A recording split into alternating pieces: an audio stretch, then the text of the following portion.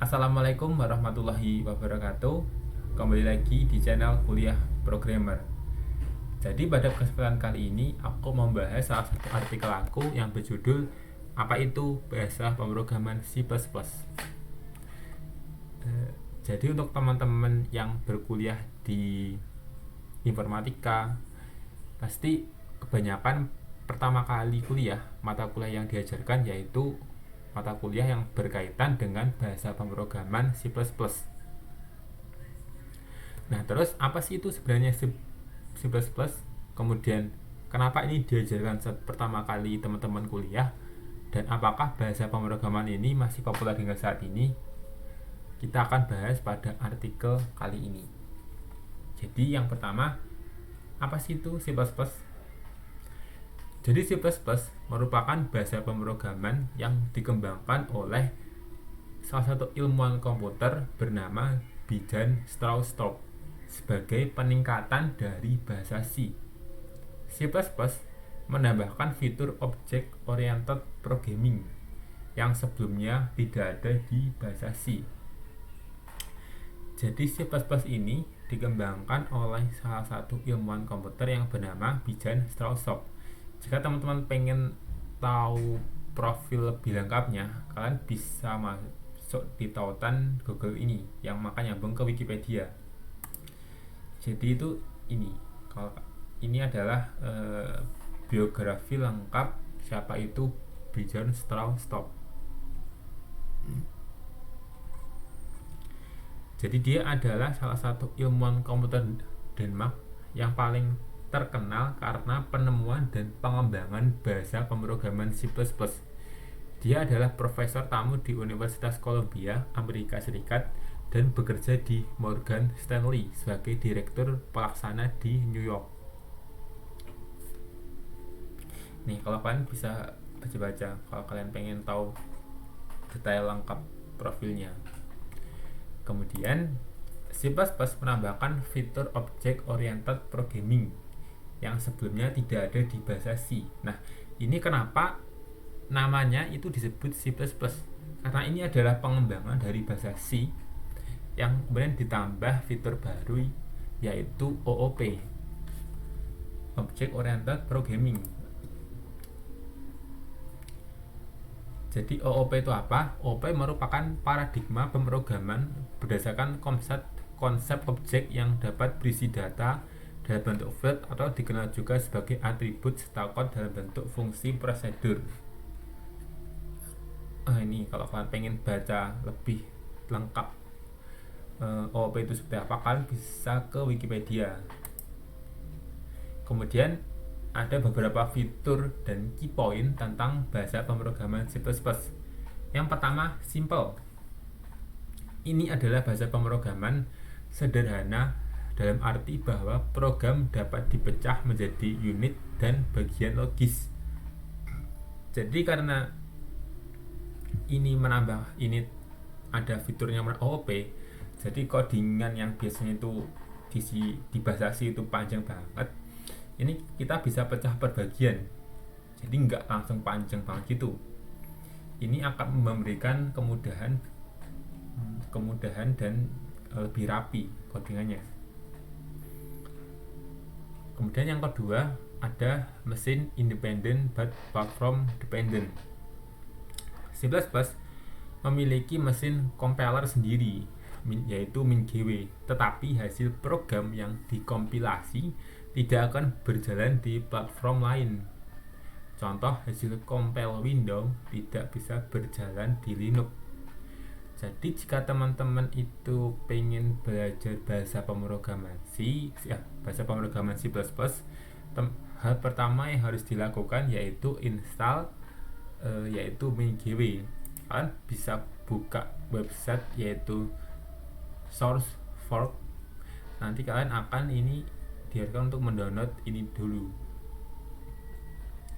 Jadi kalau teman-teman itu pakai text editor kayak Visual Studio atau Notepad++ atau Dev C++, teman-teman hal pertama yang harus dilakukan yaitu mendownload MinGW-nya. Nah, untuk cara instalasi dan cara menggabungkan patch-nya yaitu kita akan bahas di video selanjutnya. Kemudian yang ketiga ada mid-level language, merupakan bahasa pemrograman yang berfungsi sebagai jembatan antara perangkat keras mentah dan lapisan pemrograman sistem komputer. Bahasa ini memberikan keuntungan dari pemrograman tingkat rendah, driver, kernel, dan bahkan aplikasi tingkat yang lebih tinggi, game, GUI, aplikasi desktop, dan lain-lain. Jadi bahasa C++ ini merupakan jembatan antara perangkat keras dan juga sistem komputer. Makanya biasanya itu C++ itu digabungkan dengan beberapa bahasa pemrograman lain saat akan digunakan, kayak JavaScript, PHP, Python, kayak Java. Makanya ini biasanya itu sebagai jembatan, karena itu C++ ini kan biasanya berjalannya di konsol kan. Kemudian yang keempat ada rich library support, memiliki dukungan banyak perpustakaan yang memudahkan dalam pengembangan program. Jadi kalau kalian masuk ke website resminya C++ di reference ini terdapat banyak banget library. Bahkan ini juga support library C, karena yang tadi sebelumnya aku bilang yaitu ini adalah pengembangan dari bahasa C. Jadi dasarnya itu C++, dasarnya itu di C itu tetap digunakan. Itu banyak banget ya library yang sering digunakan itu, kayak algorithm, kemudian array, kemudian IOStream, kayak map. Nah ini sering banget digunakan nih. Kemudian yang selanjutnya yaitu speed of execution. Program C++ unggul dalam kecepatan eksekusi. Bahasa yang lebih baru memiliki fitur bawaan tambahan seperti pembualan sampah, pengetikan dinamis, dan lain-lain yang memperlambat eksekusi program secara keseluruhan. Karena tidak ada overhead pemrosesan tambahan seperti ini di C++, maka proses compiler di C++ sangat cepat, yaitu berbeda dengan bahasa pemrograman lain.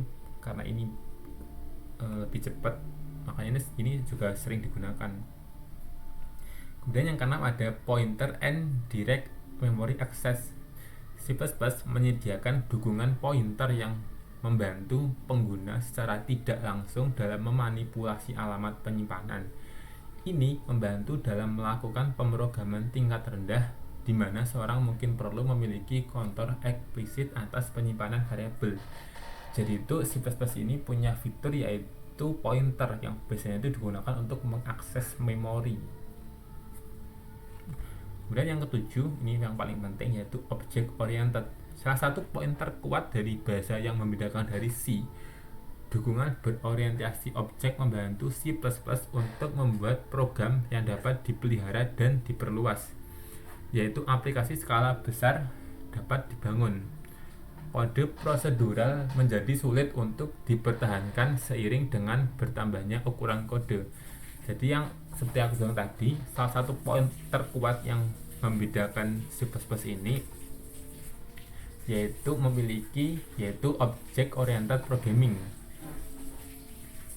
Nah, kemudian selanjutnya C++ dapat ditemukan di aplikasi seperti, jadi ini kalian bisa menggunakan C++ ini di aplikasi kayak pertama itu operating system dan sistem programming seperti Ubuntu, kemudian browser Chrome, Firefox, kemudian graphic and game engineer, Photoshop, Blender, kayak database engine, MySQL, MongoDB, Redis, dan yang kelima ada di cloud atau distributed system.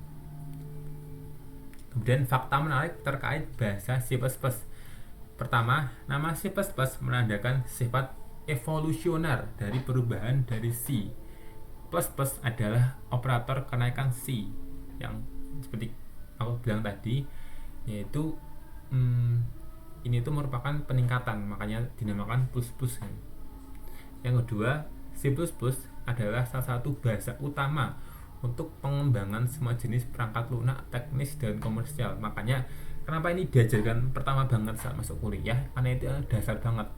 Biarpun ini sebenarnya itu lebih rumit dari kayak bahasa Python atau PHP, tapi itu dasarnya itu di sini, makanya ini bahasa yang pertama kali diajarkan kalau kalian masuk di perkuliahan informatika, atau mungkin teman-teman itu udah sekolah di SMK jurusan RPL, TKJ, ini pertama kali diajarkan tuh yaitu bahasa C++ ini. Kemudian yang ketiga, C++ memperkenalkan pemrograman berorientasi objek. Tidak ada di C. Seperti hal lainnya, C++ mendukung 4 fitur utama, yaitu encapsulation, polymorphism, abstraksi, dan pewarisan. Yang keempat, C++ mendapat fitur OOP dari bahasa pemrograman Simula 67. Jadi kalau kalian pengen tahu Simula 67 itu apa, yaitu kalian bisa masuk ke sini, ke tautan ini. Nanti kalian akan diarahkan ke Wikipedia. Jadi itu Simula 67 itu apa? Simula adalah nama dari bahasa pemrograman Simula. Jadi ini juga bahasa pemrograman. Jadi ini dikembangkan dari sini. Kalau kalian pengen tahu lebih detailnya kayak gimana, kalian bisa baca ini. Kemudian yang kelima, fungsi adalah persyaratan minimum untuk menjalankan program C++. Jadi kalau kalian pengen membuat program C++, kalian harus membuat fungsinya. Paling penting itu hanya fungsi main, yaitu fungsi yang pertama kali dibaca oleh sistem, yang biasanya itu digunakan untuk menampilkan hasil compiler di konsol kalian. Kemudian mengapa sih belajar C++ ini? Setelah kita bahas tadi, itu kenapa kita harus belajar ini. Yang pertama, C++ adalah satu bahasa pemrograman paling populer di dunia. Kalau kalian ke Google, mudah-mudahan kalian itu ketik bahasa pemrograman paling populer. Kalau kalian lihat ini website ini, kalau kalian cari di setiap artikel, pasti salah satu bahasa yang paling sering muncul itu adalah bahasa C++. Kali ini bahasa yang masih sering digunakan. Kemudian yang kedua, C++ dapat ditemukan di sistem operasi saat ini, antar muka, penggunaan grafis, dan sistem tertanam. Di C++ ini udah banyak banget digunakan untuk membangun game, membangun aplikasi, itu udah banyak banget. Kemudian yang ketiga, C++ adalah bahasa pemrograman berorientasi objek yang memberikan struktur yang jelas untuk program dan memungkinkan kode untuk digunakan kembali, menurunkan biaya pengembangan. Jadi C++ ini seperti yang aku udah bilang tadi, menggunakan fitur OOP, lebih rapi, kemudian lebih dikodekan itu lebih enak, lebih mudah digunakan. Kemudian ini adalah fitur OOP, ini adalah fitur yang paling kuat untuk saat ini. Kemudian yang keempat, C++ bersifat portable dan dapat digunakan untuk mengembangkan aplikasi yang dapat disesuaikan dengan berbagai platform. Yang kelima, C++ menyenangkan dan mudah dipelajari. Biarpun ini bahasa yang menurutku agak sulit, karena itu masih bahasa yang tingkat rendah, yaitu bahasa yang dengan bahasa manusia itu masih agak lebih rumit, tapi ini sebenarnya itu bagus dan dasar banget untuk kalian pelajari. Kemudian yang keenam, karena C++ dekat dengan C# dan Java, memudahkan programmer untuk beralih ke C++ atau sebaliknya, karena secara bahasa itu hampir sama antara C++, C# dan Java. Jadi kalau kalian belajar satu, kalian lebih mudah ketika kalian pindah ke C# dan Java. Oh ya, dan jadi kalau teman-teman itu ikut lomba kompetitif programming, biasanya itu bahasa yang digunakan yaitu bahasa, kalau enggak Java ya biasanya itu C++, karena ini bahasa yang dasar banget dan paling penting sebenarnya sih untuk kalian pelajari. Jadi ini keseluruhan artikel aku. Kalau kalian pengen baca artikel lain, kalian bisa masuk ke website yang namanya itu dimasarianto.my.id. Di situ ada beberapa artikel yang kalian bisa baca yang berkaitan dengan mata kuliah programmer. Jadi cukup sekian dari aku. Assalamualaikum warahmatullahi wabarakatuh. See you.